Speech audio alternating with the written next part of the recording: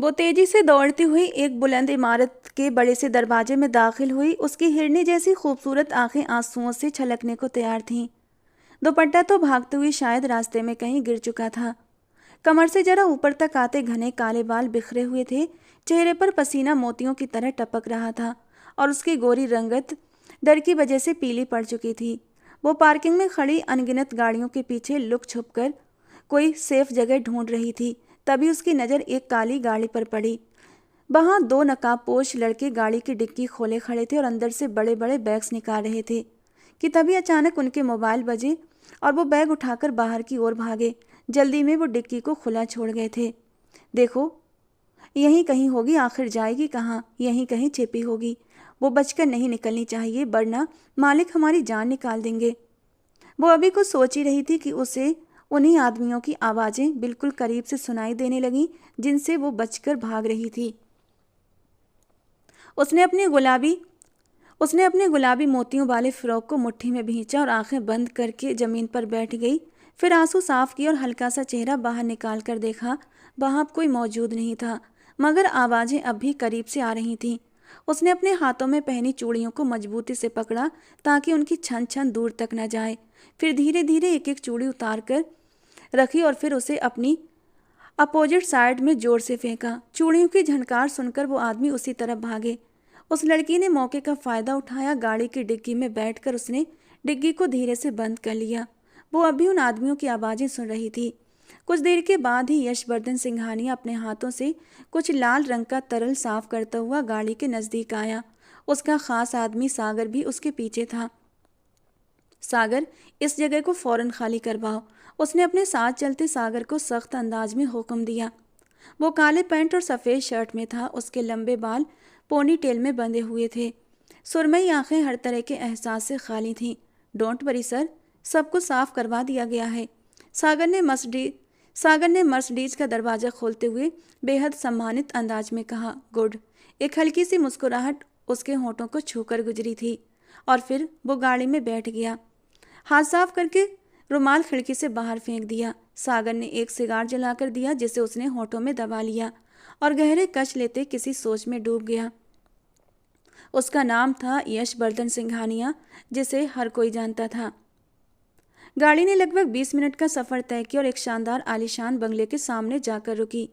दरवाजे से लगी दीवार पर यशवर्धन सिंघानिया के नाम की एक बड़ी सुनहरी तख्ती लगी हुई थी। अगले ही पल दरवाज़ा खुला और गाड़ी अंदर दाखिल हुई। गाड़ी के रुकते ही एक नौकर ने भागकर दरवाज़ा खोला। सागर भी गाड़ी से बाहर निकला और सर झुकाकर उसके सामने खड़ा हो गया।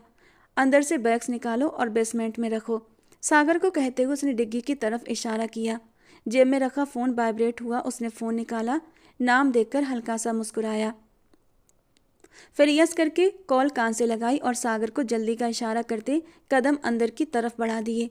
सागर ने उसके हुक्म पर अमल करते हुए जल्दी से गाड़ी की डिक्की का लॉक खोलना चाहा, लेकिन ये देखकर उसका दिल उछलकर गले में आया था कि गाड़ी की डिक्की तो पहले ही अनलॉक थी। हालांकि ये उसकी ही गलती थी और अब इस गलती की वजह से अगर कोई भी नुकसान होता तो उसे एक भयानक सज़ा भुगतनी पड़ती। उसने फ़ौरन डिक्की खोली और दूसरे ही पल उसे एक और ज़ोरदार झटका लगा जब उसने अंदर एक सहमकर लेटी हुई लड़की को देखा जो अपनी आंखें मीचे हुए थी। सर, अचानक ही उसके मुंह से चीख निकली। यशवर्धन, जो फ़ोन पर बिजी अंदाज में आगे की ओर बढ़ता जा रहा था, पलटकर नागवारी से सागर को देखा। सागर की नज़रें डिग्गी में थीं। डिग्गी में वो बैग मौजूद नहीं थे। मतलब साफ था कि वो कीमती बैग चुरा लिए गए थे और ये लड़की डिग्गी में अब वो बुरी तरह फंस चुकी थी। यशवर्धन ने उसका पीला पड़ा चेहरा देखा तो कुछ कहे बगैर फ़ोन काट दिया और तेजी से वापस सागर की तरफ कदम बढ़ाए। गाड़ी में लेटी वो आंखें बंद किए हुए थी, मानो खुद को हर बुरी नज़र से बचा रही हो। लेकिन सागर की पुकार पर उसने झटके से आंखें खोलीं। अपने सामने खड़े जवान मर्दों को देखते ही उसकी आंखें डर से फैल गई थीं। अगले ही पल वो उठने लगी जब डिक्की का ऊपर का हिस्सा उसके सर से टकराया और वो तकलीफ से जोर से कराह उठी, लेकिन फिर फौरन गाड़ी की डिक्की से बाहर निकली। यशवर्धन, जो तेजी से सागर की तरफ बढ़ रहा था, गाड़ी की डिग्गी से किसी लड़की को बाहर निकलते देखकर उसके कदमों की रफ्तार पल भर के लिए सुस्त पड़ी। गाड़ी तक पहुंचते ही उसने डिग्गी के अंदर देखा जो बिल्कुल खाली थी। हाथ में पकड़े फ़ोन पर उसकी पकड़ सख्त हो गई। ये लड़की कौन है सागर? और वो बैग बैग कहाँ है? सागर उसे सीधा अपनी तरफ रुख करते देखकर बुरी तरह घबराया।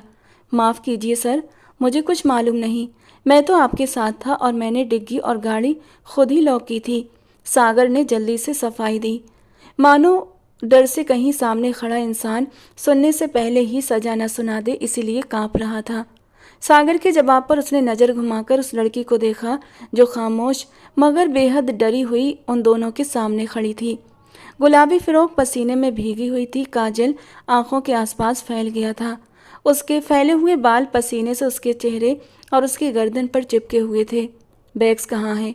एक कदम आगे बढ़ाते हुए उसने छोटा सा लेकिन ठंडे अंदाज में सवाल पूछा था। सागर 2 कदम पीछे होकर सर झुकाए खड़ा हो गया। वो लड़की जवाब दिए बगैर पीछे हटी। बैग्स कहाँ है मैंने पूछा? यशवर्धन ने दोबारा चीख कर पूछा, लेकिन इस बार अंदाज में वार्निंग भी साफ झलक रही थी। वो जो सहमी खड़ी थी सामने खड़े इंसान के गुस्से से उसकी टांगें कांपने लगी और आंखों से आंसू बहने लगे। यशवर्धन ने कुछ पल उसे देखा, फिर सागर को पुकारा। सागर, जी सर, फौरन जवाब आया। इसे नीचे ले जाकर रानी के हवाले कर दो। मेरे नीचे आने तक ये लड़की सब कुछ उगल दे। लड़की को देखते हुए उसने सख्त अंदाज में कहा, जबकि वो उसकी बात सुनकर बुरी तरह डर गई। तेजी से पीछे हटी और नाम में सर हिलाने लगी। फिर किसी को न देखकर वो तेजी से बाहरी दरवाजे की ओर भागी थी। सागर के एक इशारे पर गार्ड ने उसके बाजू को मजबूती से जकड़ लिया। छोड़ो मुझे, मैंने कुछ नहीं किया, मैं कुछ नहीं जानती। मैं तुम्हारी जान ले लूँगी, छोड़ दो मुझे।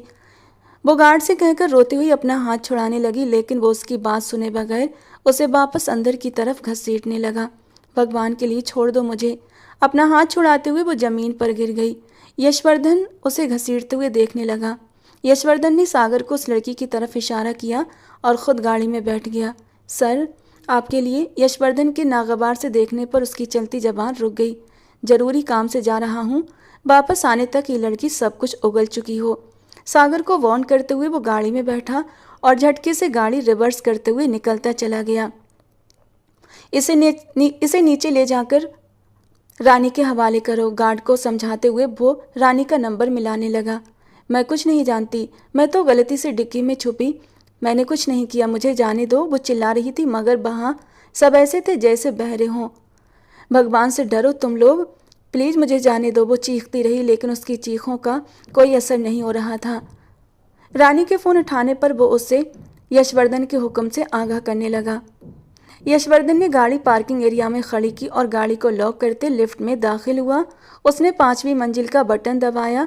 लिफ्ट का दरवाज़ा अभी बंद होने ही वाला था कि एक लड़की हाथ आगे करती हुई अंदर आई। माफ़ कीजिएगा, उसने हाँफती हुई सांसों के साथ मुस्कुराते हुए कहा।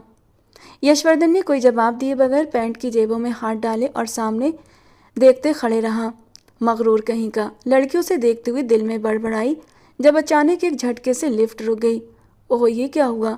लड़की फौरन उसकी तरफ मुड़कर पूछने लगी। मुझे नहीं पता, यशवर्धन ने संजीदगी से जवाब दिया और अपने मोबाइल पर किसी को फ़ोन लगाने लगा। उसी पल वो लड़की एक झटके से उसके करीब आई और उसका बाजू थामा। मुझे बहुत डर लग रहा है, मेरा दम घुट रहा है। यशवर्धन ने हैरत से उसे देखा, जो आंखें बंद किए अपने गाल उसके बाजू से लगाए खड़ी थी। उसे बहुत झंझलाहट हुई। वो अजीब नज़रों से उस लड़की को अपना बाजू पकड़े देखने लगा। छोड़ो, उसने अपना हाथ झटक कर लड़की को खुद से दूर किया और उसे गुस्से से घूरने लगा। उसकी सुरमई आंखों में हल्की सी लाली दिखने लगी थी। पोनी से कुछ बाल निकलकर उसके साफ चेहरे पर एक तरफ हो गए थे। मैं यहाँ डर रही हूँ और आप मुझ पर गुस्सा कर रहे हैं, वो लड़की हैरत और दुख की हालत में बोली। यशवर्धन ने कोई जवाब दिए बगैर फ़ोन कान से लगा लिया। हाँ सौम्या, ये लिफ्ट क्यों बंद हो गई? कौन सी लिफ्ट? दूसरी तरफ से हैरानी से पूछा गया। तुम्हारे फ्लैट की लिफ्ट। उसने लड़की पर एक नागवार नज़र डाली थी और दांत पीसते हुए पूछा। अच्छा, आप आ गए? रुकिए, मैं देखती हूँ, लेकिन ये मत समझिएगा कि मैंने अपनी नाराज़गी ख़त्म कर दी है। ये कहने के साथ ही वो फ़ोन काट गई। यशवर्धन ने एक गहरा सांस लिया और ख़ुद पर बर्दाश्त करने की सरतोड़ कोशिश की। वो वैसे भी घर से बहुत गुस्से में निकला था, क्योंकि उसके करोड़ों का माल गायब हो गया था और इसकी वजह यकीनन वो डिग्गी वाली लड़की थी। वो तो उसी वक्त उसे सब कुछ उगलवा लेता अगर सौम्या उसे रोते हुए फ़ोन न करती। और अब पहले लिफ्ट का रुकना, फिर उस चिपकू और अजीबोगरीब लड़की का साथ होना। उसने अपना माथा मसला और खुद को ढीला छोड़ दिया कि तभी लिफ्ट को एक जोरदार झटका लगा। वो सीधा खड़ा था, अचानक झटका लगने की वजह से लड़खड़ाया और सीधा उस लड़की पर गिरा। औच! मेरी कमर! अपने ऊपर इतना भारी वजन महसूस करते वो लड़की एकदम से चिल्ला उठी। खामोश हो जाओ! यशवर्धन फौरन उस पर से हटते हुए गरजा। इतना गुस्सा क्यों कर रहे हैं? आपकी वजह से मेरी कमर पर इतनी बुरी तरह से चोट लगी है। आंखों में आंसू भरे हुए वो मुंह बनाते हुए बोली। यशवर्धन ने और गुस्से का इजहार किया और उसकी तरफ मदद के लिए हाथ भी बढ़ा दिया, क्योंकि कुछ भी हो वो गिर तो चुकी थी। वो पहले तो उसे हैरत से देखने लगी, फिर मुस्कुराते हुए उसका हाथ थामकर खड़ी हो गई। वैसे ये बड़ा फिल्मी मंजर था, है ना? एक दिलकश इत्तेफाक या फिर वक्त की खूबसूरत साजिश? वो लड़की कुछ देर खामोश रहने के बाद शरारती अंदाज में बोली। यशवर्धन ने गर्दन मोड़कर उस लड़की को देखा। जीन्स और ढीली ढाली सी टी शर्ट में बालों को कंधे पर डाला हुआ था और हल्के फुल्के मेकअप में वो लड़की 21-22 साल की थी। कोई शक नहीं था, बहुत खूबसूरत भी थी। यशवर्धन ने लड़की की बात पर हाँ में सर हिलाया, फिर फ़ोन निकालकर दोबारा सौम्या का नंबर डायल किया। जी भाई, बस आधा घंटा लगेगा। फ़ोन उठाते ही सौम्या ने जल्दी से कहा। अगर आधा घंटा लगेगा तो मुझे नहीं लगता कि तुम्हारी दोस्त मुझसे जिंदा बच सकेगी, दांत पीसते हुए सख्ती से कहा। सौम्या के हाथ से फ़ोन गिरते गिरते बचा, जबकि उसके साथ खड़ी लड़की का मुंह भी खुल गया था। मेरी मेरी कौन सी दोस्त भाई? आप क्या कह रहे हैं? मैं बिल्कुल नहीं समझी। फौरन अनजान बनते हुए पूछा। सौम्या? यशवर्धन ने उसे हल्की सी डांट लगाई थी। ओ भाई, क्या वाकई मेरी दोस्त आपके साथ लिफ्ट में है? हाँ, वो आने वाली थी पर मैं भूल गई थी, हंसते हुए हल्के फुल्के अंदाज में कहा। वो कैसे भूल गई थी कि वो उसकी रग रग से वाकिफ था। सौम्या, अगर 2 मिनट में लिफ्ट ना चली तो अपनी दोस्त की मौत की जिम्मेदार तुम होगी। जेब से गाड़ी की चाबियां निकाली, जिसके साथ ही एक तेज धार चाकू बाहर निकला। सामने खड़ी सौम्या की दोस्त के तो पसीने छूट गए। भाई, सौम्या ने सदमे से पुकारा। सौम्या, लिफ्ट चला दे यार! यशवर्धन के कुछ भी कहने से पहले अंदर खड़ी लड़की चिल्लाई थी। भाई, बहुत बुरे हैं आप! गुस्से से कहते हुए सौम्या ने फ़ोन काट दिया। 1 मिनट के बाद ही झटके से लिफ्ट दोबारा चल पड़ी। मेरे यहाँ रहने तक तुम यहाँ नहीं आओगी। लिफ्ट रुकते ही तुम वापस नीचे जाने का बटन दबाओगी। उंगली उठाकर यशवर्धन ने उस चुलबुली सी लड़की को वार्न किया। वो लड़की तेजी से हाँ में सर हिला गई। जी जान से सौम्या के भाई पर जो क्रश हुआ था वो एक पल में डर में बदल गया था। लिफ्ट रुकने पर वो लड़की भी फौरन बाहर निकलने लगी, लेकिन यशवर्धन को देखते ही वो घबराहट में वापस लिफ्ट के अंदर चली गई। उसने जल्दी से ग्राउंड फ्लोर का बटन दबा दिया और लिफ्ट बंद होते ही एक गहरा सांस लिया था, जैसे जान बची हो। यशवर्धन ने धीरे से दरवाजे पर दस्तक दी तो दरवाजा खुद ही खुलता चला गया। वो धीरे से मुस्कुराया। नाराजगी में भी उसके स्वागत के लिए दरवाजा पहले से खुला था। वो दरवाजा बंद करके अंदर दाखिल हुआ। लॉन से गुजरते हुए वो सौम्या के कमरे में पहुंचा। वो बिस्तर पर सुकून से बैठी टीवी पर टॉम एंड जेरी देख रही थी। यशवर्धन कुछ देर तक उसका इंतजार करता रहा कि वो कुछ बोले, फिर खुद ही उसके बराबर में बैठता उसका कार्टून देखने लगा। अब तो सौम्या का पारा चढ़ने लगा। उसने हाथ की मुट्ठी बनाकर अपने मुंह पर रखी, फिर रिमोट उठाकर टीवी बंद कर दिया। मैं देख रहा था, यशवर्धन ने गर्दन मोड़ते हुए नाराजगी से कहा। लेकिन सौम्या के रद्द अमल पर वो झटके से उठ बैठा। सौम्या ने हाथ में पकड़ा रिमोट झटके से जमीन पर देकर तोड़ दिया था, जमीन पर मारकर तोड़ दिया था। यहाँ क्यों आए हैं आप? वो घुटनों के बल उसके सामने खड़ी हुई और दोनों हाथ कमर पर टिका लिए। तुम्हारे बुलाने पर, तुमसे मिलने, सादगी से जवाब दिया। अच्छा, बहुत आज्ञाकारी बनते हैं ना आप मेरे? उसने दांत पीसते हुए पूछा। हाँ, क्यों? कोई शक? संजीदगी से पूछा, मगर आंखों में शरारत भरी हुई थी। मेरी दोस्त को जान से मारने की धमकी क्यों दी आपने? गुस्से से बिलबिलाते हुए वो बिस्तर से नीचे उतरी और गुस्से से यशवर्धन को घूरने लगी। सिर्फ धमकी दी? यकीन करो वो तुम्हारी दोस्त थी, सिर्फ इसलिए लिफ्ट से जिंदा वापस गई है। सौम्या के सामने आते उसने संजीदगी से जताया। वरना क्या करते आप? मार देते? सौम्या ने सदमे की हालत में पूछा। हाँ, बहुत ही साफ दिल से सर हिलाया। मैंने कहा है ना, ये दादागिरी मेरे मामलों में मत दिखाया करें। वो एकदम परेशान होती रुहासी हो गई। मैंने उसे मारा तो नहीं, सिर्फ धमकी दी।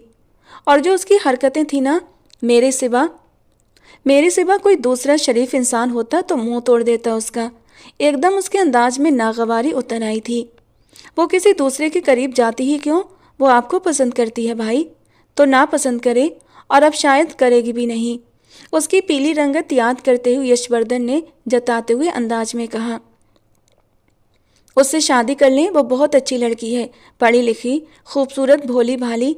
आखिर में तारीफ करते वो मुस्कुराई। बदतमीज बदतमीज, बेहुदा, बेहया, चीप चीप लड़की। और वैसे भी वो मेरे स्टैंडर्ड की नहीं। मेरी बीबी मेरे जैसी होगी। यशवर्धन का इत्मीनान का भरा जवाब आया। गुस्से से कांपते हुए उसने दांत देने के अंदाज में सर हिलाया। उससे नहीं करनी ना शादी, तो किसी और से कर लें, पर प्लीज़ शादी तो कर लेना। इस बार सौम्या ने बहुत संजीदगी से कहा, मेरी शादी से तुम्हारा क्या संबंध? अचानक इतनी ज़रूरी क्यों हो गई? वो अब वाकई हैरान था। पहले तो वो कभी शादी का जिक्र भी नहीं करती थी। मेरी 2 दोस्तों की मंगनी हो गई और अब तीसरी की भी जल्दी हो जाएगी। फिर कुछ समय में शादियां भी हो जाएंगी, पर मेरी मंगनी नहीं हुई। यशवर्धन ने संजीदगी से उसे देखा। सौम्या की शादी का ख्याल तो उसे कभी आया ही नहीं था, और ना ही उसने कभी इस बात पर गौर किया था। अब उसे गौर से देखने पर एहसास हुआ कि वो उंगली पकड़कर चलने वाली सौम्या जवान हो चुकी थी, शादी के काबिल। तुम शादी करना चाहती हो? कुछ देर के बाद गहरी सांस लेते हुए उसने पूछा, कोई लड़का पसंद है? उसके पूछने पर सौम्या ने उसे गुस्से से घूरा। मैं भी संजना और प्रताप सिंघानिया की औलाद हूँ, और यशवर्धन सिंघानिया से ज़्यादा मजबूत कैरेक्टर रखती हूँ। यशवर्धन ने गहरी सांस ली। ठीक है, तो मास्टर्स पूरा कर लो, फिर कोई अच्छा सा लड़का देखकर तुम्हारी धूमधाम से शादी करूँगा। यशवर्धन के कहने पर सौम्या ने जोर से आंखें बंद कर लीं। फिर तो हो गई मेरी शादी। वो मुझे आपको एक ज़रूरी बात भी बतानी थी।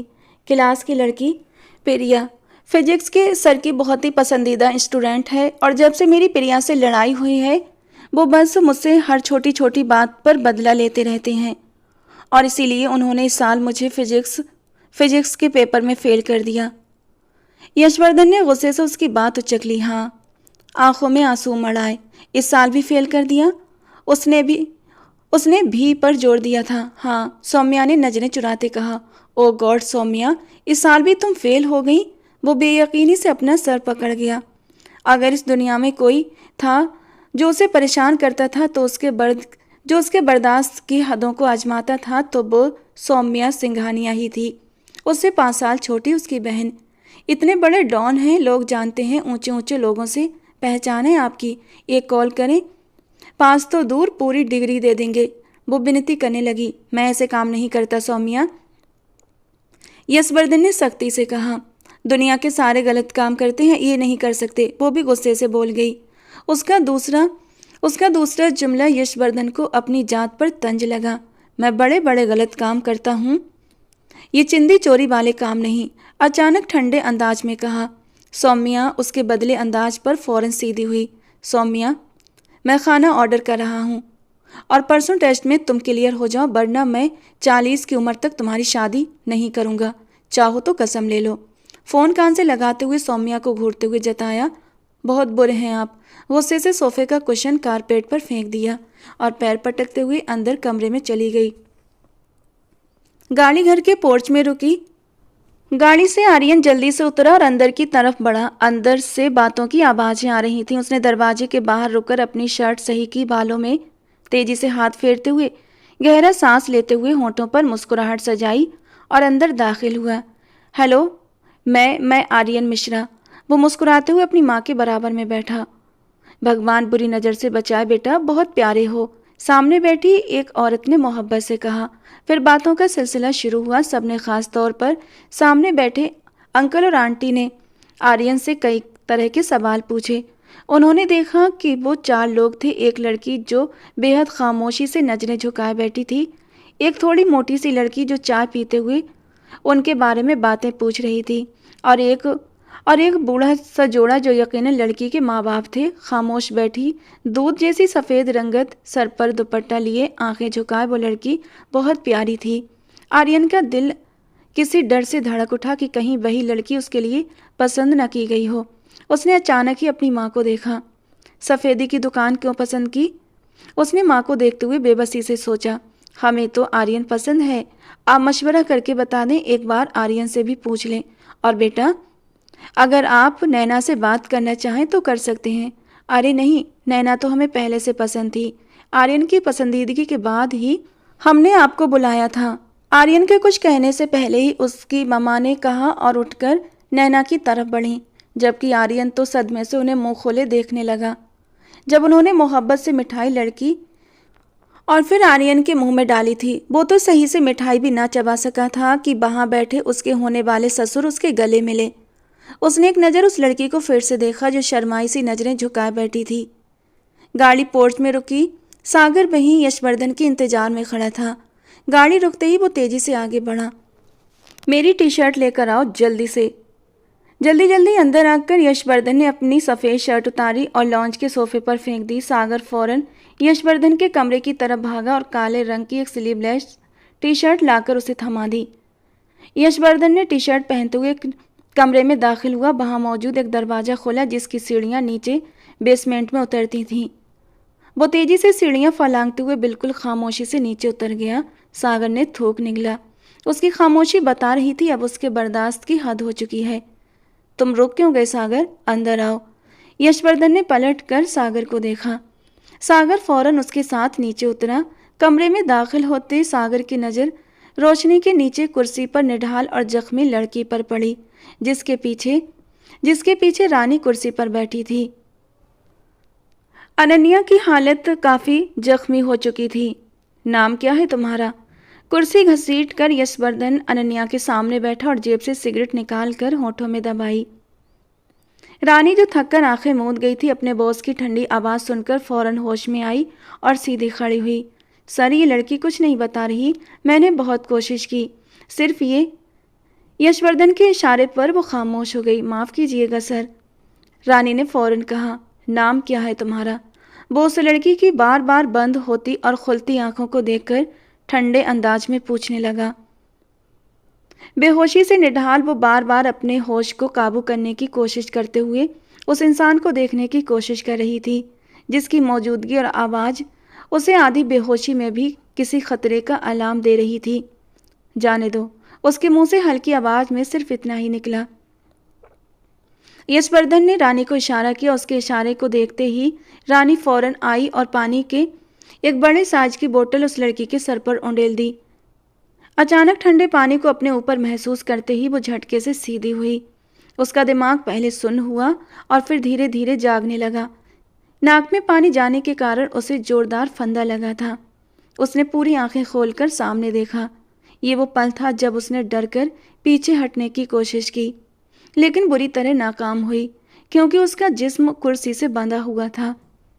ये वही आदमी था जिसके कहने पर उसके साथ इतना वहशी सलूक किया जा रहा था, और वो अब क्या करने की सोच रहा था, ये ख्याल ही डरावना था। इसे पानी पिलाओ। सिगरेट का गहरा कश लेते हुए यशवर्धन ने एक और हुक्म दिया। रानी ने पानी की बोतल उस मासूम के मुंह से लगा दी। आधा पानी हलक में गया और आधा नीचे गिरने लगा। नाम क्या है तुम्हारा? लड़की को गौर से देखते हुए तीसरी बार उसने वही बात दोहराई और सिगरेट नीचे फेंक दिया। मेरा नाम अनन्या है।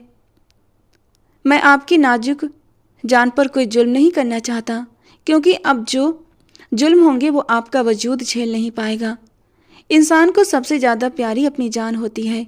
क्या फ़ायदा होगा इस वफादारी का जब जिंदा ही न बचोगी? ग़ुलामी के लिए तो जिंदा रहना ज़रूरी है, क्योंकि ज़िंदगी सबसे कीमती होती है ना? उसने आखिर में उसी से सवाल पूछा। वो बस थूक निगलते हुए डरी हुई नज़रों से उसे देखने लगी। इसलिए अब झूठ मत बोलना, जो पूछूं सीधे सीधे साफ साफ बताना, ठीक है? मुस्कुराते हुए बेहद नरमी से कहा।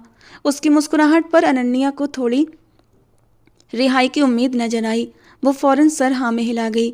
उसकी इस हरकत पर यशवर्धन की मुस्कुराहट गहरी हुई, जबकि पीछे खड़ी रानी ने अफसोस से उस लड़की को देखा जो यशवर्धन की मुस्कुराहट पर सुकून से हो रही थी। उसकी मुस्कुराहट जादू भरी थी, लेकिन दिली मुस्कुराहट सिर्फ सौम्या जहांगीर को देखकर ही आती थी। बाकी सबके लिए वो इस मिसाल पर अमल करता था, हंसते हंसते लगा दो रस्ते। किसके लिए काम करती हो? यशवर्धन का सवाल सुनते ही अनन्या परेशानी से उसे देखने लगी कि किसी के लिए नहीं। वो बहुत मासूमियत से बोली। यशवर्धन का नरम रवैया देखते उसे ये वहम हुआ था कि वो यकीन कर लेगा। उसके जवाब पर यशवर्धन की मुस्कुराहट होंठों में सिमट गई। कुछ देर अनन्या को देखने के बाद वो फिर मुस्कुराया। मेरे बैग्स जो गाड़ी की डिग्गी में थे वो कहाँ हैं?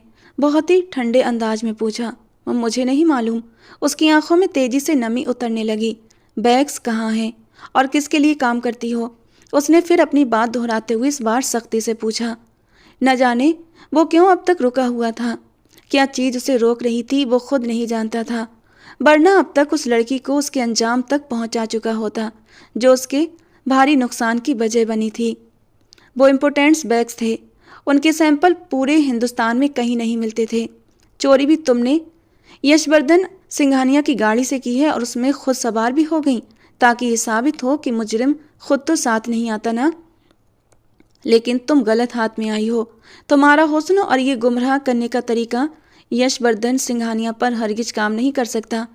एक एक शब्द चबाकर बोला था।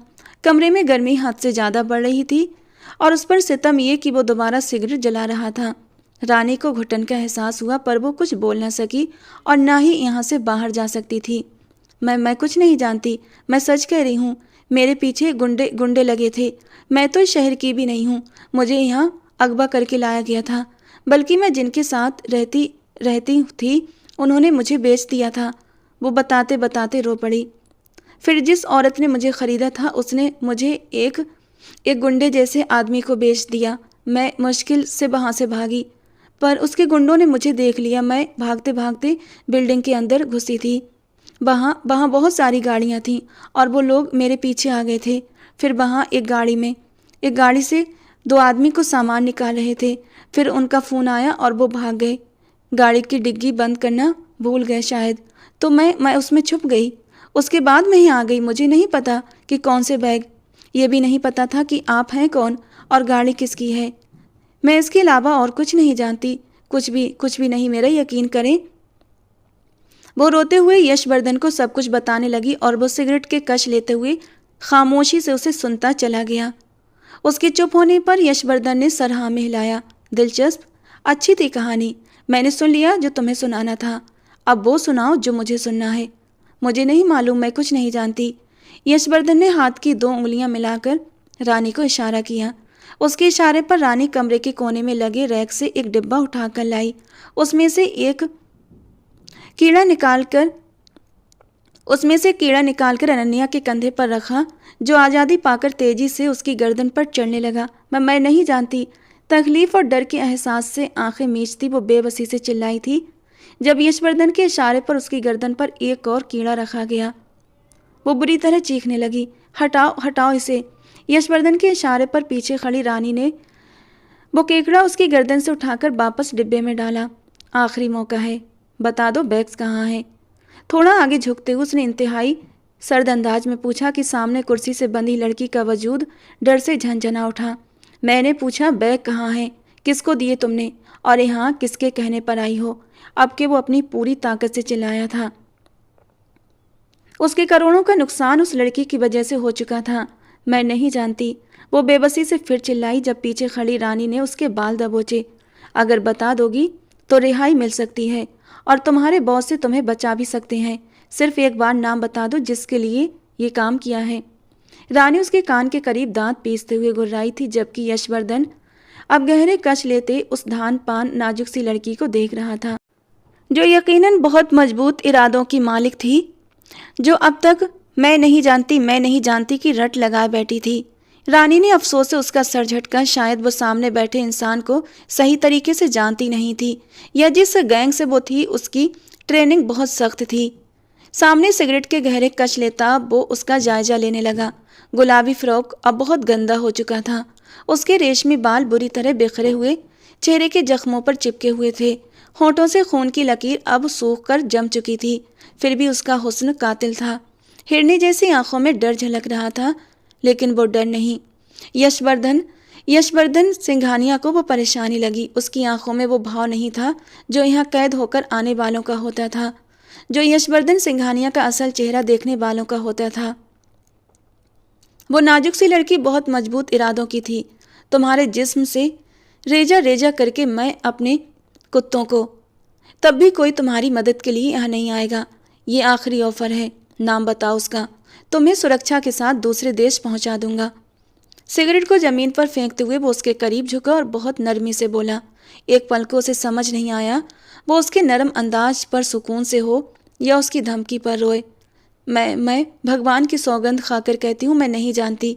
मैं किसी गैंग से संबंध नहीं रखती। वो बेबसी से रोते हुए फिर वही बात दोहरा रही थी जो उनकी कैद में आने के बाद अब तक न जाने कितनी बार कह चुकी थी। यशवर्धन ने गहरी सांस लेते हाँ में सर हिलाया, पीछे हुआ, एक गहरी नज़र उसके वजूद पर डालकर गहराई से मुस्कुराया। फिर उसके पीछे खड़ी रानी को देखा। रानी उसका इशारा समझकर कमरे से बाहर निकल गई। कुछ पलों के बाद वापस आई तो उसके हाथ में 2 प्लास थे। नहीं, वो लड़की तेजी से सर नामे हिलाती पीछे होने लगी, लेकिन कुर्सी से बंधे होने के कारण हो न सकी। वो सहम कर यशवर्धन को देखने लगी। हाथ पांव बुरी तरह कांप रहे थे। न जाने अगले पल वो क्या करने वाला था उसके साथ। तुम्हारा वजूद मेरे डर से कांप रहा है। तुम मुझसे इतनी डर रही हो कि देखने में लगता है अगली सांस भी नहीं ले पाओगी। वो उसको देखते हुए तंजी अंदाज में बोला, लेकिन तुम्हारी आंखें तुम्हारे वजूद का साथ नहीं दे रही। इनमें जर्रा बराबर डर की परछाई नहीं दिख रही। और जानती हो इसका मतलब क्या है? वो आंखें मीचती तेजी से सर नामे हिलाने लगी। अब वो कैसे आंखों में डर लाती और कैसे उसे दिखाती। मतलब ये है कि तुम झूठ कह रही हो, नाटक कर रही हो।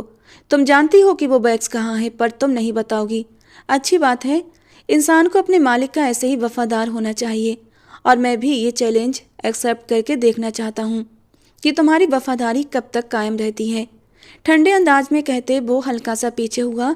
डर की एक तेज लहर सामने बैठे वजूद में दौड़ गई। भगवान के लिए छोड़ दे मुझे। वो गर्दन नीचे झुकाए सिसक पड़ी। होंठों से रिश्ते खून का कतरा उसकी गोद में गिरा। जब झटके से पीछे खड़ी रानी ने बालों को झटका दिया, उसका चेहरा झटके से ऊपर हुआ और अगले ही पल उसकी नज़र सामने बैठे इंसान की सुरमई आंखों पर पड़ी, जो बिल्कुल बेभाव थी। कोई भाव नहीं था उनमें। मैंने इतनी बार अपनी बात कभी नहीं दोहराई, कभी नहीं। तुम दूसरी थी जिसको बार बार मौका दिया। पहली उसकी बहन सौम्या थी, पर हर किसी को इज्जत रास नहीं आती। कहने के साथ ही उसने उसका नाजुक हाथ अपने हाथ में दबोचा, और जो उसके हाथ में भी डर से थरथरा रहा था।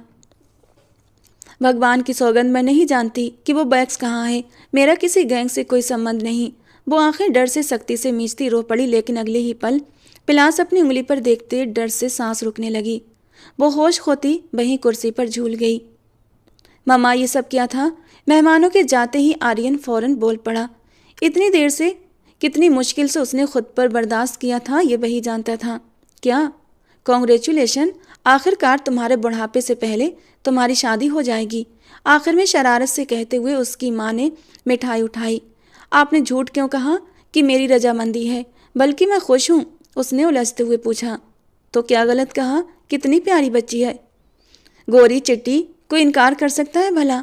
उन्होंने अपनी होने वाली बहू को ख्यालों की आंख से देखते हुए मोहब्बत से कहा। हाँ, बिल्कुल कर सकता है, मैं कर रहा हूँ। मुझे वो लड़की नहीं पसंद, ना ही मैंने उससे शादी करनी है। क्या बकवास है आर्यन, क्यों नहीं करनी? क्या बुराई है उस बच्ची में? मेघना जी गुस्से से पूछने लगी। उसमें कोई बुराई नहीं, पर मुझे नहीं पसंद बस। वो कितनी गोरी है यार। मामा, थोड़ा खुद देखें। मुझे मीठी शक्ल की सांवली सी लड़कियां पसंद हैं। उसने 10 बार दोहराई हुई बात अपनी दोबारा से दोहराई थी।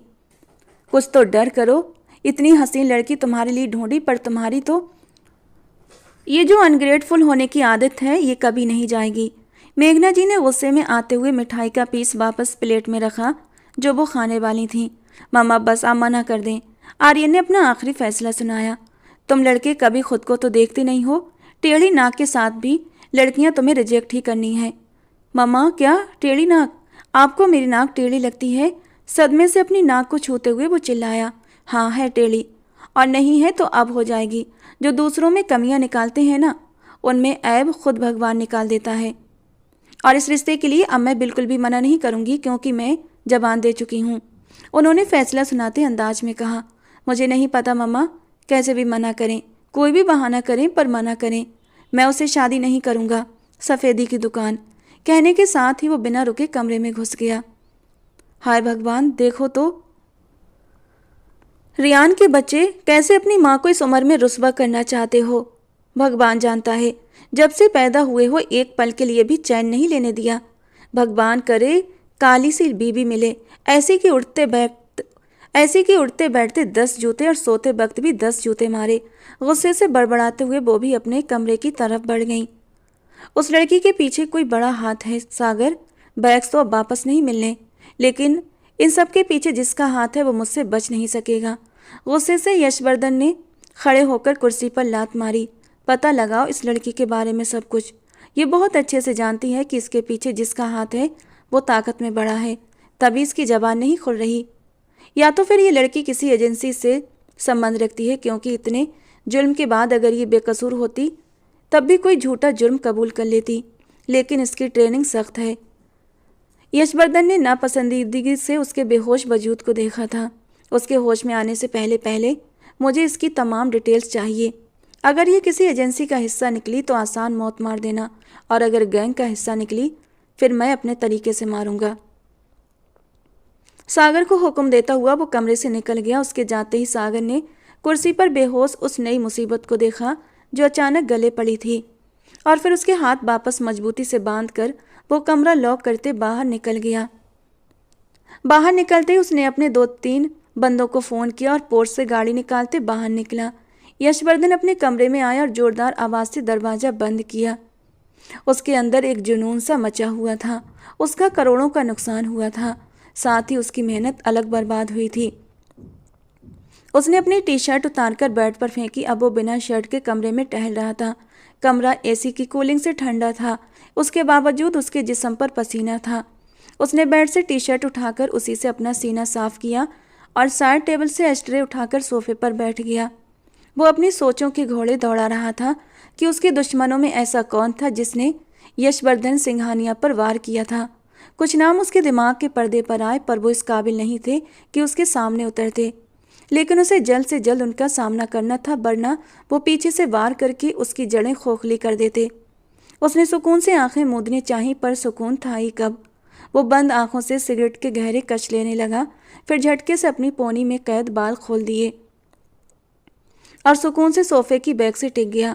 कुछ देर आंखें बंद करके खुद को रिलैक्स करना चाहा, पर नाकाम रहा। फिर सिगरेट एस्ट्रे में मसलकर कमरे में मौजूद गैलरी का दरवाज़ा खोल दिया। कुछ पल के बाद जब सिगरेट का धुआं कमरे से निकल गया तो दरवाज़ा बंद करके वो औंधे मुंह बेड पर गिर गया। पर यह सिर्फ उसकी एक कोशिश थी, उस घुटन को कम करने की। सुकून तो उसको बिल्कुल भी नहीं था। पापा, हमें कैसे पता चलता है कि हमने कोई गलत काम किया है, और फिर उसकी सज़ा हमें कैसे मिलती है? 12 साल का यशवर्धन सिंघानिया अपने बाप प्रताप सिंघानिया से सवाल कर रहा था। खैरियत बेटा, आज मेरे शहजादे ने ये सवाल क्यों पूछा? वो जानते थे यश को जब कोई बात परेशान करती थी वो तभी सवाल पूछता था। मुझे मेरी क्लास का लड़का अजय अच्छा नहीं लगता था, इसलिए मैंने आज छुट्टी में उसे चुपके से थप्पड़ मार दिया। उसने अपना जुर्म स्वीकार कर लिया। ये तो बहुत बुरी बात है। उन्होंने नरमी से अफसोस जाहिर किया। हाँ, तभी भगवान जी ने मुझे सजा दी। मुंह बिसूरते हुए उसने अफसोस किया था। कैसी सजा? वो दिलचस्पी से पूछने लगे। उनका 12 साल का बेटा कभी कभी उन्हें ज़रूरत से ज़्यादा समझदार और कभी कभी बहुत मासूम लगता था। मैं जब उसको थप्पड़ मारकर बाहर निकला तो सीढ़ी से गिर गया और मेरा घुटना छिल गया। उसने अपनी पैंट ऊपर करके प्रताप सिंघानिया के सामने की, जिस पर कुछ हल्की सी चोट लगी हुई थी। यकीनन वो अपनी माँ से उस पर दवा भी लगवा कर आया था। ये तो बहुत अच्छी बात है कि आपको अपनी गलती का एहसास है। जिसको अपनी गलती का एहसास होता है, सजा भी उसे ही समझ आती है। उन्होंने मुस्कुराते हुए उसके बालों में हाथ फेरते हुए उसके बाल सही किए। मतलब? नासमझी से पूछा। वो हाँ में सर हिलाते हुए मुस्कुराए। जरूरी नहीं कि इंसान पाप करे तो उसे तो उसे उस पाप की याद दिलाकर उसे सजा दी जाए। अक्सर सजा मिल भी जाती है और इंसान उस सजा से बेखबर रहता है।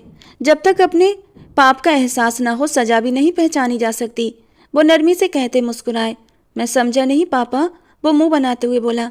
मतलब जब आप भगवान का नाम नहीं लेते, अच्छे काम नहीं करते, मजबूरों को तंग करते हैं, किसी का हक मारते हैं, तो आपके सर पर सजा के तौर पर पत्थर नहीं बरसते, बस आपके दिल का सुकून छीन लिया जाता है।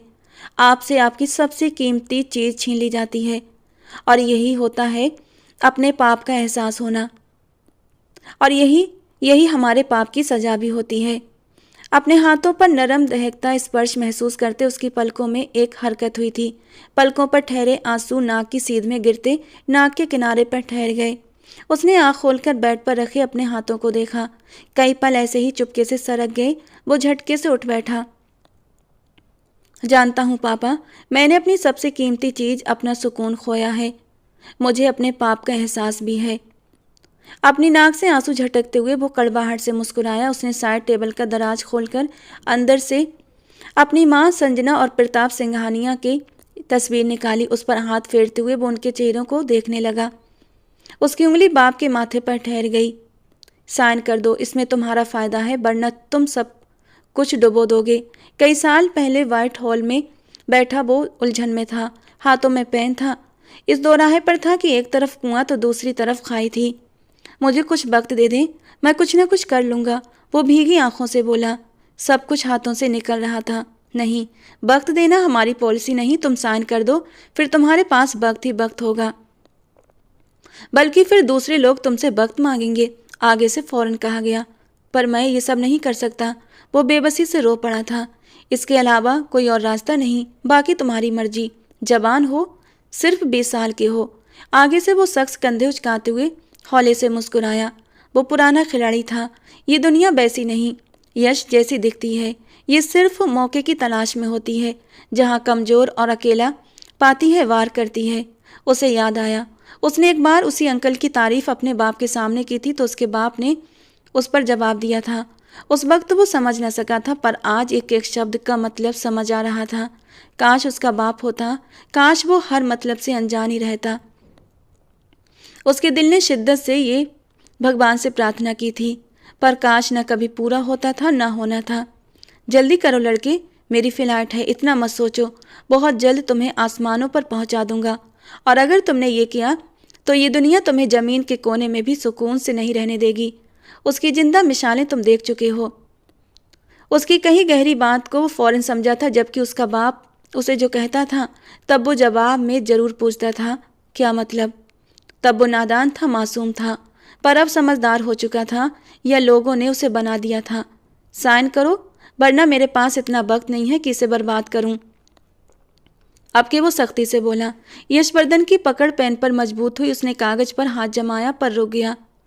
उस दिन यशवर्धन सिंघानिया जमीर और अपनी मन की जंग में इतनी बुरी तरह हारा कि उसके बाद उसके जमीर की जीत कभी नहीं हो पाई।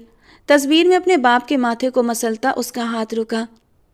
वो यशवर्धन की ज़बरदस्ती पर किताबें पकड़कर बैठी पढ़ने की कोशिश कर रही थी, जब अचानक फ़ोन की घंटी बजी।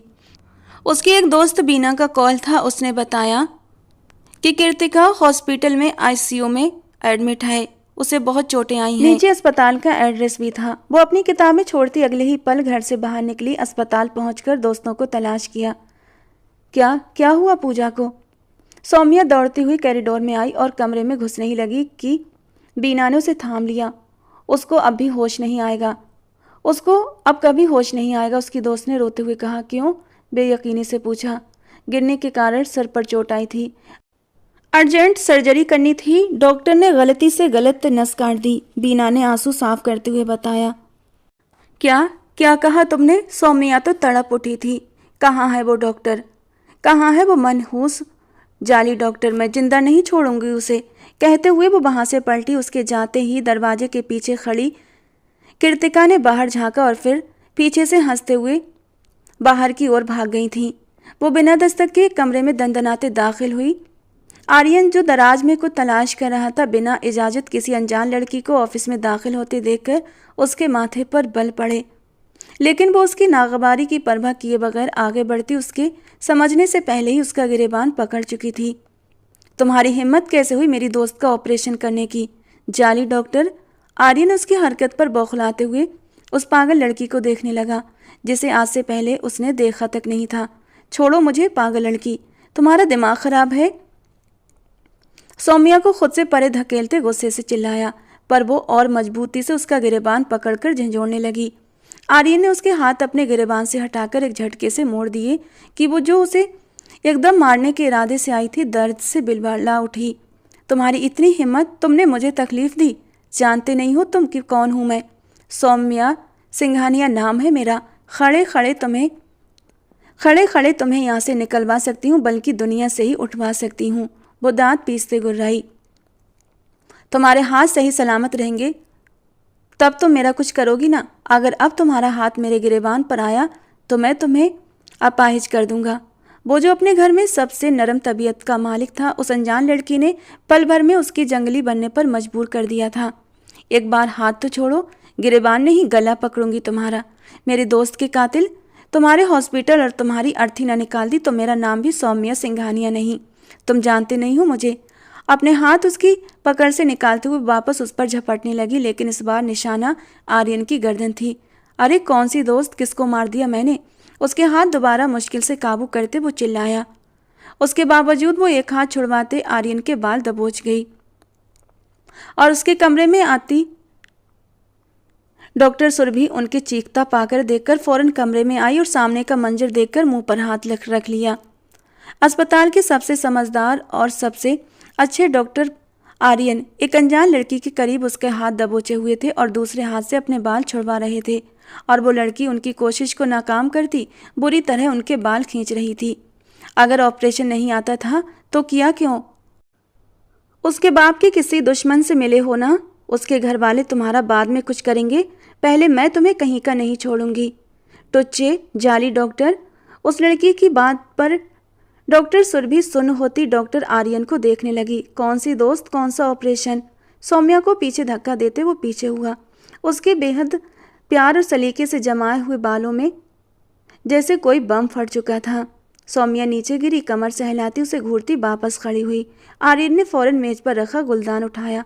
डॉक्टर आर्यन। आर्यन को ये जहालत पर उतरते देख डॉक्टर सुरभि ने बेयकीनी से पुकारा, मेरी दोस्त कृतिका, जो सीढ़ियों से गिर गई थी। आंखों से बहते आंसू पोंछते वो वापस खड़ी हुई। इस नाम की कोई मरीज हमारे हॉस्पिटल में नहीं है, बल्कि वो तो एक मासूम बच्चे को लेकर आई थी जिसे चोट लगी थी और पैसे भरकर अपनी दोस्तों के साथ चली भी गई। बच्चा बाढ़ में है, उसके माँ बाप भी आ चुके हैं। वो जो वापस आर्यन की तरफ बढ़ते कुछ मानने की तलाश में थी, डॉक्टर सुरभि के गुस्से से कुछ कहने पर रुकी। क्या कहा आपने? क्या क्यारा नाम की पेशेंट यहाँ हॉस्पिटल में एडमिट नहीं? सदमे से पूछा। बिल्कुल नहीं। डॉक्टर सुरभि ने ठंडे अंदाज से उसे घूरा। उसने थूक निगलते आंखें मीची। अब उसे सारी गेम समझ आई थी। हाँ, अगर वाकई ऐसा होता तो क्यारा के घर वाले पहले मौजूद होते हॉस्पिटल में, पर वो कुछ करने से पहले सोचती कहाँ थी। पलट कर आर्यन को देखा जो हाथ में गुलदान पकड़े खूंखार नज़रों से उसे घूर रहा था। सर के बाल उसके नोचने के कारण कांटों की तरह खड़े थे, जैसे चिड़िया का घोंसला हो, और गिरेबान पकड़ने के कारण 2 बटन भी टूट चुके थे। वो अगले ही पल बाहर की ओर भागी थी। उसको भागते देख आर्यन होश में आता उसके पीछे भागा और उसके बाहर निकलने से पहले उसे वापस अंदर खींचकर दरवाज़ा लॉक कर दिया। डॉक्टर आर्यन। डॉक्टर सुरभि ने हैरत से पुकारा। कहाँ भाग रही हो? हिसाब कौन देगा इस बदतमीजी का जो तुमने अभी मेरे साथ की? आर्यन ने उसकी दोनों कलाइयों को सख्ती से थामा था, क्योंकि उस लड़की का कोई भरोसा नहीं था कि उसके बाल ही उखाड़ लेती। मैंने बदतमीजी नहीं की, नजरें फेरते कहा। अच्छा, तो कुछ देर पहले क्या सर्कस दिखा रही थी? चुपते अंदाज में पूछा। हाँ, दिखा रही थी। एक बंदर को नचा रही थी। होठों पर मुस्कुराहट सजाकर उसे और सुलगा दिया। वो जिससे मोहब्बत करती थी उसकी इज्जत नहीं करती थी, और वो था उसका भाई यशवर्धन सिंघानिया। तो फिर सामने खड़ा डॉक्टर उसके आगे क्या वैल्यू रखता था? वो अपने भाई को उंगलियों पर नचाकर समझती थी कि पूरी दुनिया उसकी उंगलियों पर नाचेगी। Shut up! आर्यन चिल्लाया। सौम्या ने गुस्से से उसे घूरा। मेरे हाथ छोड़ो, बेहद गुस्से से कहा। पहले माफ़ी मांगो, आर्यन ने ठंडे अंदाज में जवाब दिया। सौम्या सिंघानिया ने कभी किसी से माफ़ी नहीं मांगी, गुरूर से जताया। तो लेकिन अब मांगेगी, वो भी तमीज़ से बढ़ना यहाँ से नहीं जाएगी। वो इंतहाई संजीदगी से कहते उसके हाथों पर पकड़ मजबूत कर गया। हो गया? सौम्या ने झुंझलाहट से एक आईब्रो उचकाई। आर्यन ने गुस्से से घूरा। मेरे हाथ छोड़ो, मुझे जाना है। अब की सौम्या ने आगे पीछे होते अपनी पूरी ताकत से हाथ छुड़वाने चाहे पर नाकाम रही। सौम्या की सांवली रंगत में गुस्से से हल्की हल्की गुलाबीपन घुलने लगा था। डॉक्टर आर्यन, जाने दें, जाहिल से बहस करने वाला उससे बड़ा जाहिल होता है। डॉक्टर सुरभि ने मामले को सुलझाने की कोशिश की, लेकिन उनकी बात सुनते ही सौम्या के खून में शरारे फूटे। ओह हेलो मैडम, तमीज़ से, मैंने आपके साथ कौन सी जहालत दिखाई है जो मुझे जाहिल बोल रही हैं? गुस्से से पूछा। उस पागल लड़की का रुख अपनी तरफ देखते डॉक्टर सुरभि ने नागवारी से रुख फेरा। मैं आखिरी बार कह रही हूँ, मेरा हाथ छोड़ो। अपना हाथ अब तक उस डॉक्टर की पकड़ में देखते उसने गहरी सांस खींचकर बर्दाश्त किया था। से सॉरी, उसने सौम्या की बात नज़रअंदाज किए सिर्फ इतना ही कहा। शर्म नहीं आती? एक अनजान लड़की का जबरदस्ती हाथ पकड़कर खड़े हो और उसे परेशान कर रहे हो। पुलिस केस करूंगी तुम पर। वो यहाँ खड़ी खड़ी परेशान हो गई थी। उसकी कलाइयाँ भी दुखने लगी थी, लेकिन अना का टूटना या किसी के सामने झुकना उसे गवारा नहीं था। उसकी धमकी पर आर्यन के होंठों पर मुस्कुराहट आई। उसके लिए भी मैं तुम्हें यहाँ से निकलने नहीं दूंगा, इसलिए सॉरी तो कहना पड़ेगा। मेरा हाथ छोड़ो बदतमीज डॉक्टर, वो गुस्से से गुर्राई। मैं बदतमीज हूँ? बल्कि तुम बदतमीज हो, तुम्हारा ख़ानदान बदतमीज है। आर्यन भी गुस्से से बराबर का बोला।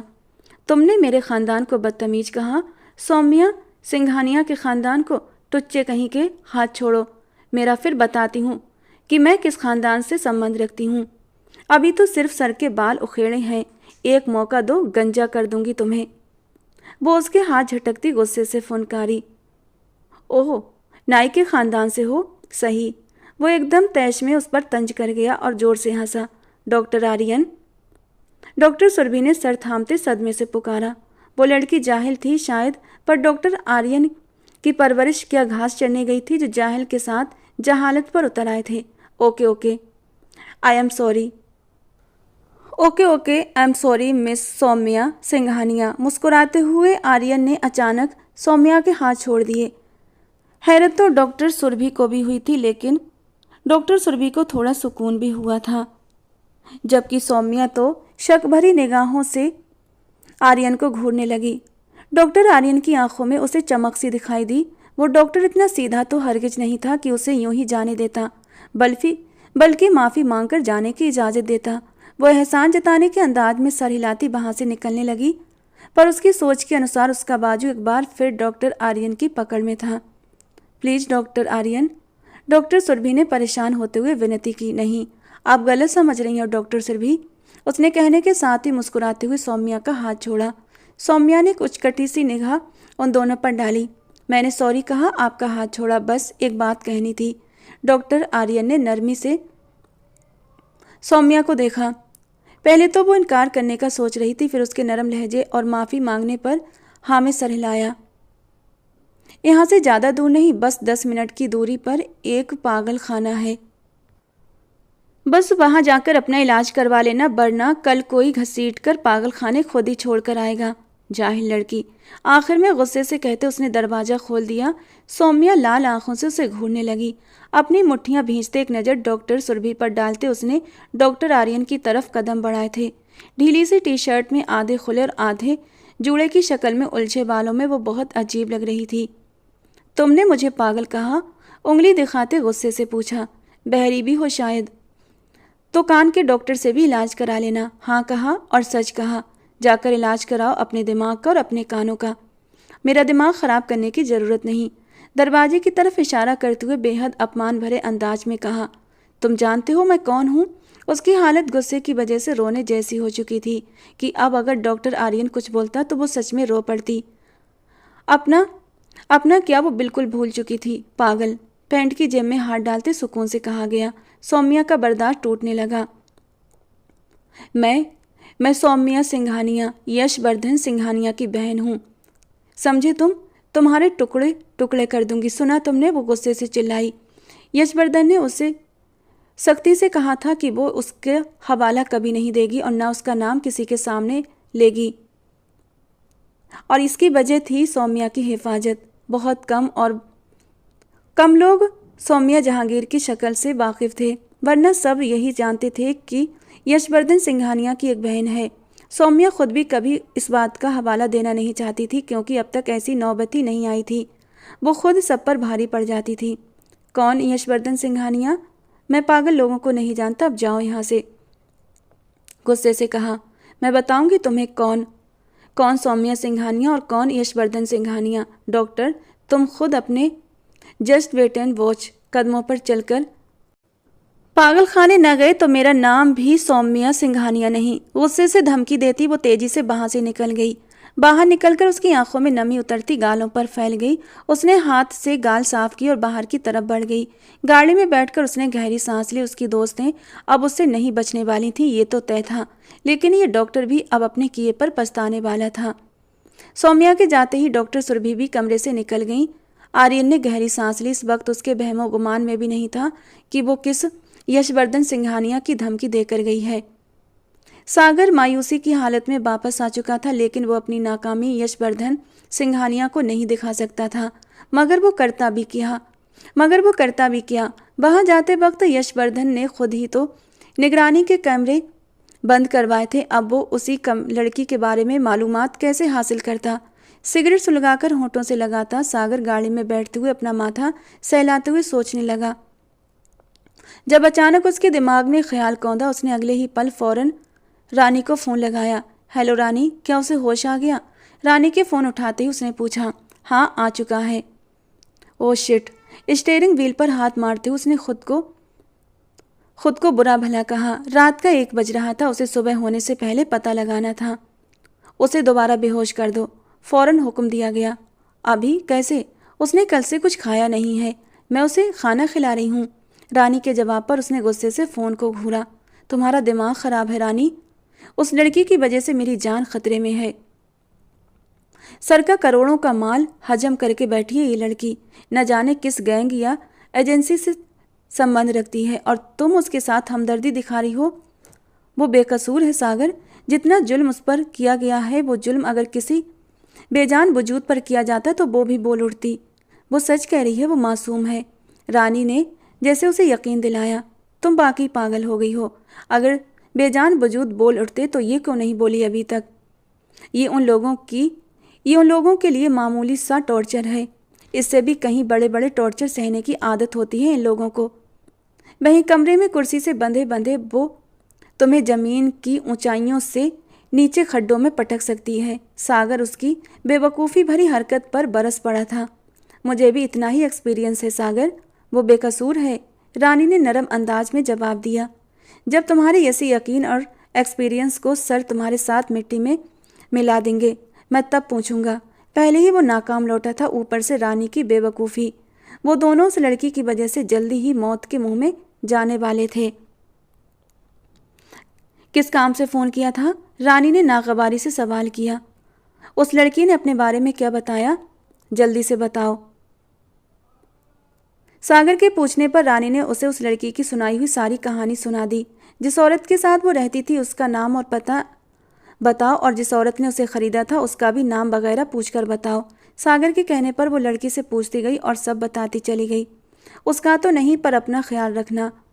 जो मरहम पट्टी तुमने उसकी की है ना, अगर यशवर्धन वहाँ दोबारा आया तो खैर। भगवान से प्रार्थना करता हूँ जब वापस आऊँ तो तुम्हारे हाथ पांव सही सलामत मिले। तंज करते हुए उसने जोर से फ़ोन काट दिया। टू टू की आवाज़ के साथ रानी ने फ़ोन को गुस्से से घूरा। रानी से बात करके उसने अपने एक साथी को फ़ोन मिलाया और गाड़ी दोबारा स्टार्ट करते हुए आगे बढ़ा दी। मालूम नहीं रात के किस हिस्से में बेचैनी से करवटें बदलते हुए यशवर्धन की आँख खुली। खिड़की से पर्दा हटा हुआ था। शीशे से छनकर आती सूरज की सुनहरी किरणें उसके चेहरे पर पड़कर एक अजीब सी रोशनी पैदा कर रही थीं। एयर कंडीशनर की ठंडक के बावजूद उसके चेहरे पर पसीने की नमी फैल रही थी, लेकिन फिर भी उसकी नींद में खलल नहीं आया था। लेकिन अचानक कमरे का दरवाज़ा एक धमाके से खुला और फिर उससे भी ज़्यादा ज़ोर से बंद हुआ। यशवर्धन की आंखें फौरन खुल गईं। आंखों में नींद के खुमार की वजह से लाल डोरे तैर रहे थे। उसने एक बार आंखें बंद करके वापस खोलीं। वो जानता था कि कितनी भी बड़ी इमरजेंसी हो, सौम्या के अलावा कोई भी इतने हक से अंदर नहीं आ सकता था, वो भी बगैर इजाज़त के।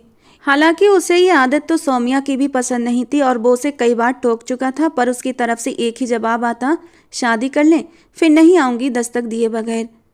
यशवर्धन ने नज़र उठाकर उसे संजीदगी से देखा। ढीली टी शर्ट, ढीला पजामा, आधे बाल जूड़े में और आधे इधर उधर बिखरे हुए। सांवली रंगत बिल्कुल लाल हो रही थी। पाँव में भालू बाली बालों से भरी चप्पल थी, लेकिन उसकी नज़रें सौम्या की आंखों पर जमी थीं, जो बिल्कुल लाल हो रही थीं। शायद वो रो कर आई थी।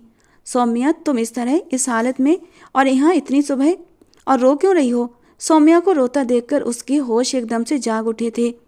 वो फौरन उसके करीब आया।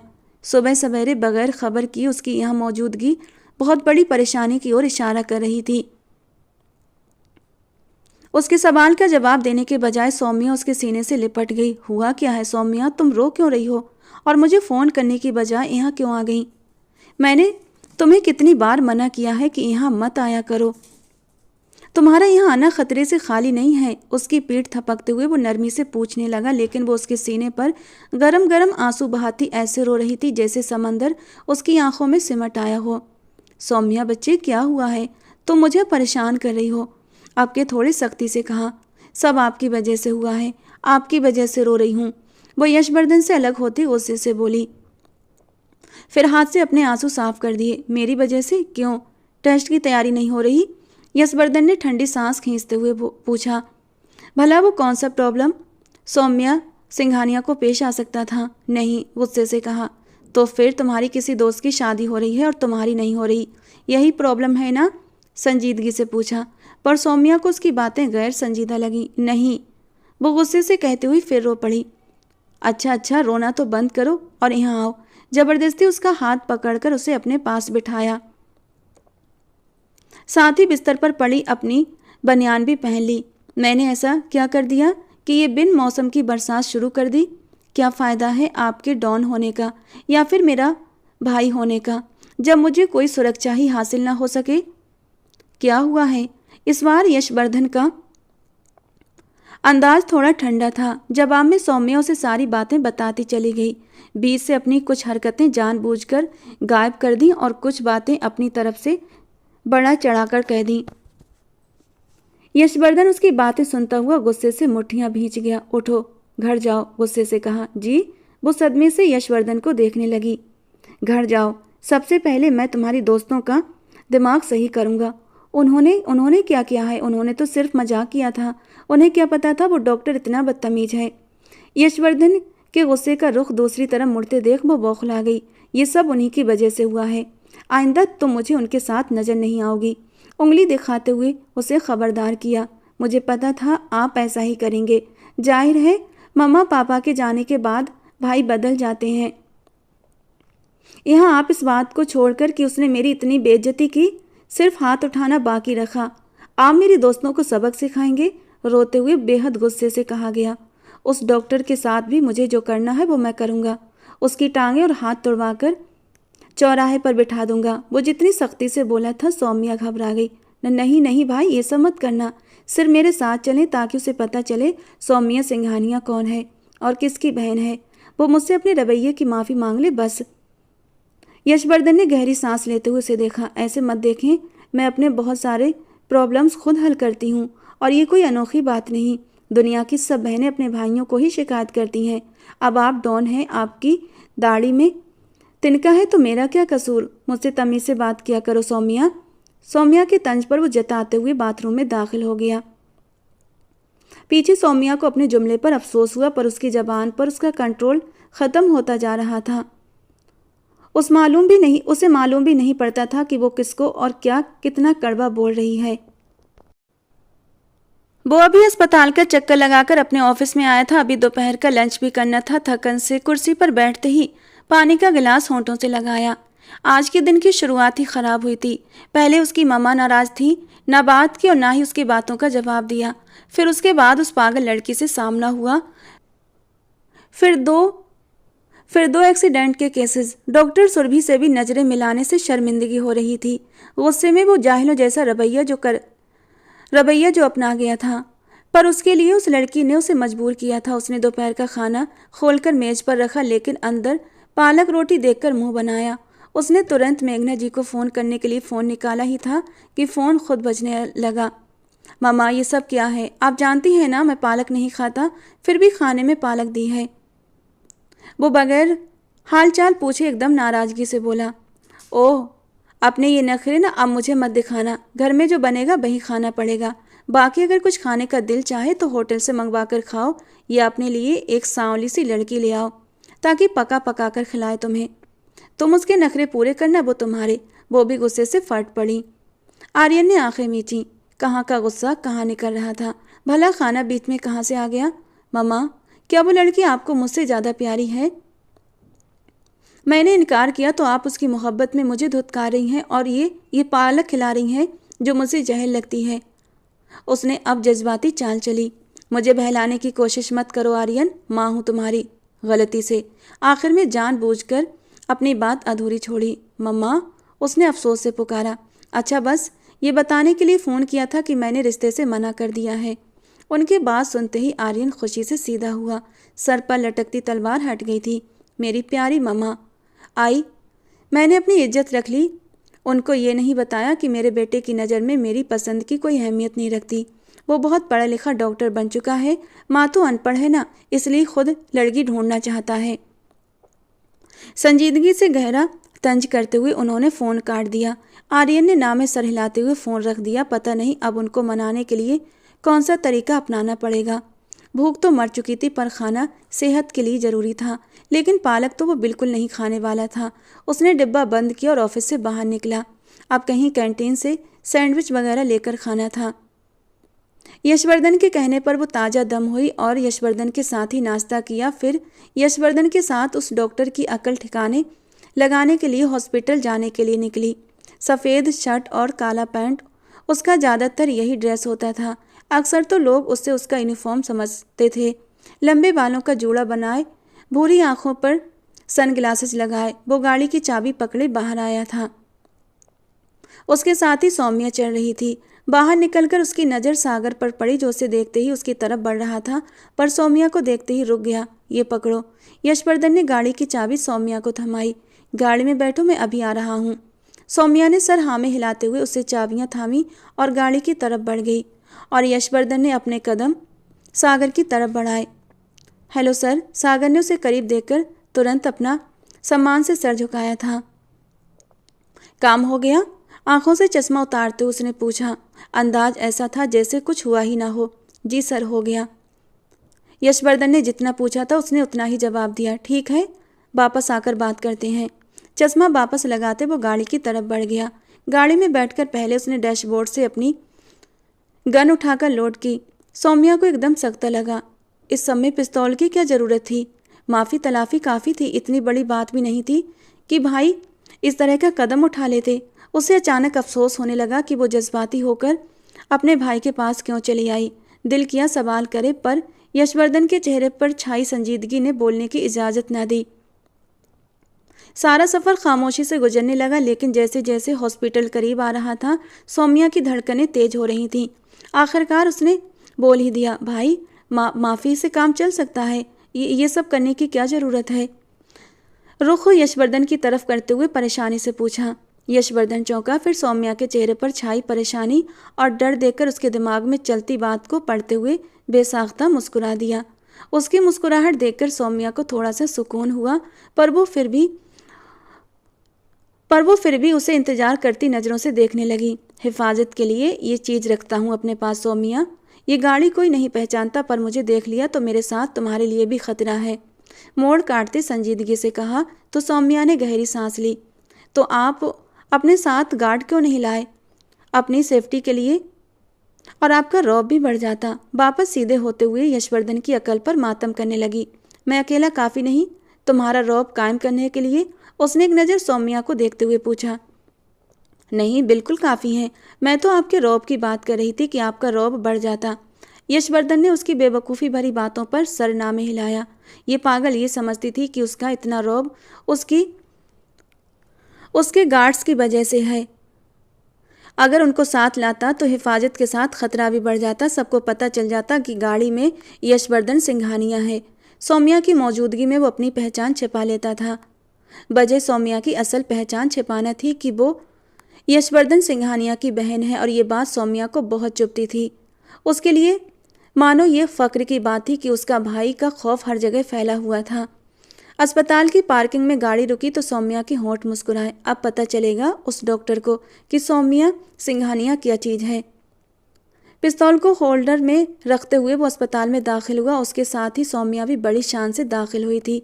गर्दन अकड़ाकर चल रही थी। कई नज़रें यशवर्धन सिंघानिया पर उठी। कुछ उसको पहचानते हुए डर से इधर उधर हुए तो कुछ उसकी पर्सनालिटी से एकदम इम्प्रेस नजर आ रहे थे।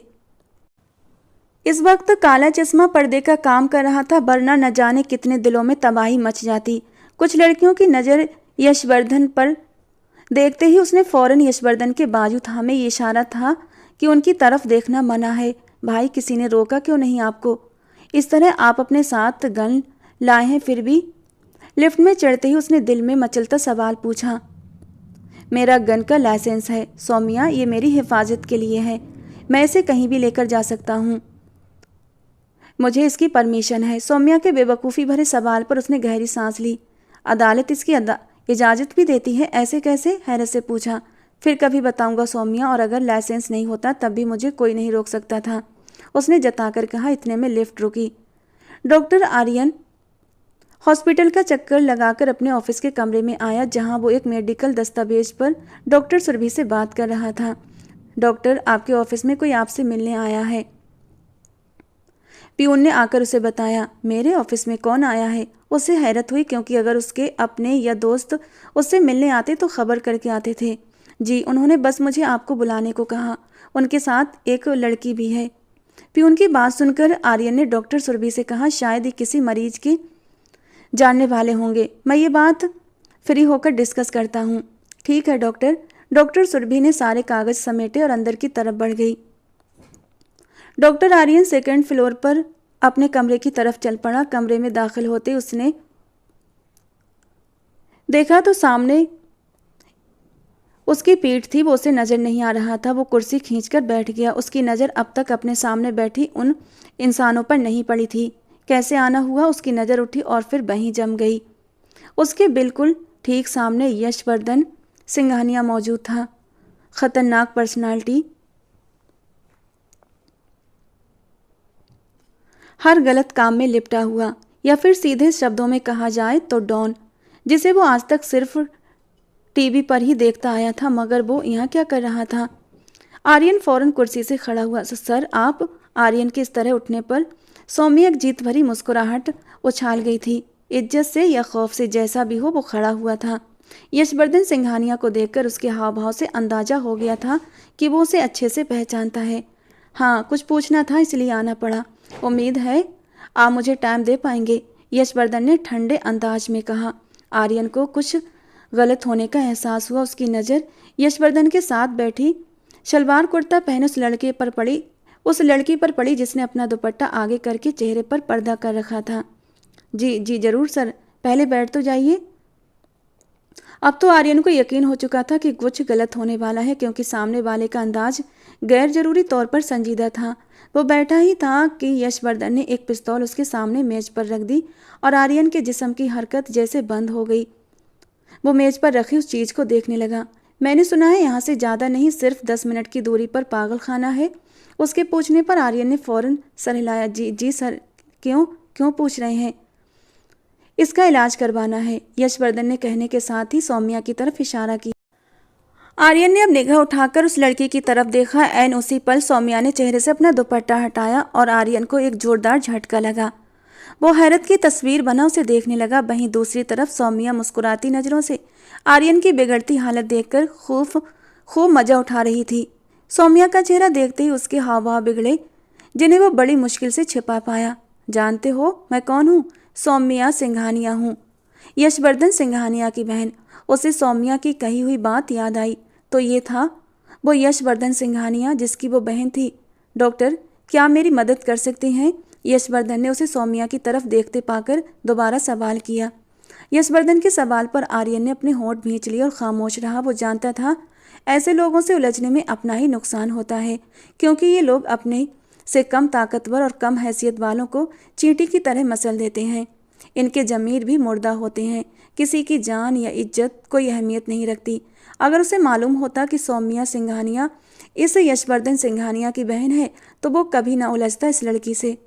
वो ठहरा एक शरीफ, एक पढ़ा लिखा, जिसकी परवरिश में किसी से बुरा बोलना तक नहीं था, तो उसका सामना एक बदनाम जमाना शख्स से था जिसके चर्चे अक्सर सुनने में आते थे। सबके जानने के बावजूद कि वो गलत कामों का माफिया है, कोई उसे ख़त्म ना कर सका बल्कि रोक भी ना सका। तो वो एक पढ़ा लिखा मामूली डॉक्टर उसका क्या बिगाड़ सकता था? हाँ, यशवर्धन सिंघानिया उसकी और उसकी फैमिली की दुनिया जरूर बर्बाद कर सकता था, और उसे यकीन था कि कोई उसकी मदद को भी नहीं आएगा। न जाने क्यों ऐसे लोगों के खिलाफ सबूत खुद ब खुद गायब हो जाते हैं, या सबूत ढूंढने वाले ही उन्हें मिटा देते थे। खामोश क्यों हो डॉक्टर साहब? यशवर्धन उसके भेजे हुए होंठों को गौर से देखते हुए पूछने लगा। स्लेटी गिरे शर्ट और गिरे पैंट पर सफ़ेद कोट पहने, बालों को खूबसूरती से जमाए, साफ रंगत पर उतरी हल्की सुर्खी और पसीने की बूंदें, भूरी आंखें भी खामोश थीं। यशवर्धन को वो चौड़े कंधों वाला डॉक्टर आर्यन काफ़ी खूबसूरत मर्द लगा। वो इतनी देर में उसका पूरा जायजा ले चुका था। वो अब अपना एक्सपीरियंस रखने लगा कि आर्यन के चेहरे पर लिखी शराफत को पढ़ सके। उसने गर्दन घुमाकर सौम्या को देखा। साफ सामनी रंगत में हल्की हल्की गुलाबी थी, बड़ी बड़ी काली आंखें चमक रही थीं। बालों को एक तरफ डाले वो डॉक्टर आर्यन पर नजरें जमाए मुस्कुरा रही थी। यशवर्धन ने उस पर से नज़र हटाकर वापस आर्यन को देखा। अच्छा छोड़ो, ये बताओ, इसे जानते हो? वो वापस आर्यन से बोला। जी, सौम्या सिंघानिया, आर्यन ने बर्दाश्त करते हुए कहा। अरे वाह, तुम तो मुझे जान गए। पहले जब मैंने पूछा था तो कहा था कि पागल हूँ। सौम्या ने अपनी बड़ी बड़ी चमकदार आंखें झपक झपक कर मासूमियत से कहा। आर्यन को उस अनापरस्त बदतमीज लड़की का बोलना सख्त नागवार गुजरा। वो सौम्या को नज़रअंदाज किए यशवर्धन को देखने लगा। मुझे जानते हो? यशवर्धन ने फिर पूछा। जी, यशवर्धन सिंघानिया, उसने छोटा सा जवाब दिया। यशवर्धन ने महसूस किया कि वो बहुत तोल तोल कर बोल रहा था, यानी सामने बैठा लड़का शरीफ और खूबसूरती के साथ समझदार भी था। लेकिन तुमने तो कहा था कि तुम किसी पागल को नहीं जानते। सौम्या ने फिर बीच में बोलना जरूरी समझा। आर्यन का बस न चला कि उठकर उस लड़की के मुंह पर थप्पड़ दे मारे और कहे, हाँ तुम पागल हो, तुम्हारा भाई पागल और तुम्हारा पूरा खानदान भी पागल। पर बेचारा कह न सका। वो लड़की उसकी सोच से ज़्यादा फसादी थी। हाँ, ऐसा कहा था। बोलो, यशवर्धन ने संजीदगी से उससे पूछा, पर अब वो उसकी हालत से मजा ले रहा था। नहीं, मुझे नहीं मालूम था कि यशवर्धन सिंघानिया आप हैं, उसने सफाई पेश की। अगर मालूम होता तो इससे बदतमीजी नहीं करते? अगला सवाल सौम्या की तरफ इशारा करते हुए पूछा। नहीं, नाम में सर हिलाया। यानी मेरा डर है इसलिए नहीं करते। अगर इसकी जगह कोई दूसरी लड़की होती तो करते? यशवर्धन ने उसे शब्दों में उलझाकर सवाल किया। अगर आपकी बहन के अलावा कोई दूसरी होती तो वो इतनी बदतमीजी भी नहीं करती। वो नरमी से आखिर एक बात कही गया, पर एक ही जुमला बहुत कुछ जता गया। यशवर्धन उसे खामोशी से देखता रहा। इतना अंदाजा तो उसे भी था कि उसकी बहन इतनी तो मासूम नहीं कि बिना कुछ किए सीधा यशवर्धन से शिकायत करे, जबकि उसके जवाब पर सौम्या के माथे पर बल पड़े। तुमने कहा था कि मेरा पूरा खानदान पागल है। यशवर्धन ने जेब से सिगरेट निकाली थी, लेकिन रुक गया। कमरे की दीवार पर लिखा था कि सिगरेट पीना मना है। वो कुछ सोचते हुए खाली हाथ वापस जेब से निकाल गया। मैं अपने उस बात पर आपसे माफ़ी चाहता हूँ, गुस्से में निकल गया था, उसने जताकर अपने किए की माफ़ी मांगी थी। तो दोस्तों, इस नॉवल को कुछ टेक्निकल इशू की वजह से मैं जो है इसे टेक्स्ट मोड में अपलोड नहीं कर पाई। बस आप मेरी आवाज़ सुनकर इस नॉवल को सुन सकते हैं और इसे एंजॉय कर सकते हैं। अगर आपको ये नॉवल ऐसे ही पसंद है तो आप मुझे कमेंट करें। अगर आपको इसका टेक्स्ट चाहिए तब भी आप मुझे कमेंट कर सकते हैं। अगर जो मेरे मोबाइल में जो टेक्निकल इशू आ रहा है अगर वो ठीक हो गया तो आपको स्क्रीन पर रिटर्न मोड में ये स्टोरी सुनने को मिलेगी, और अगर ठीक नहीं हुआ तो आई होप कि आप मेरी इसी तरीके की नॉवल को उतना ही प्यार देंगे जैसा कि पुरानी नॉवल को देते थे। तो चलिए दोस्तों, मिलते हैं कल इस नॉवल के सेकंड पार्ट के साथ।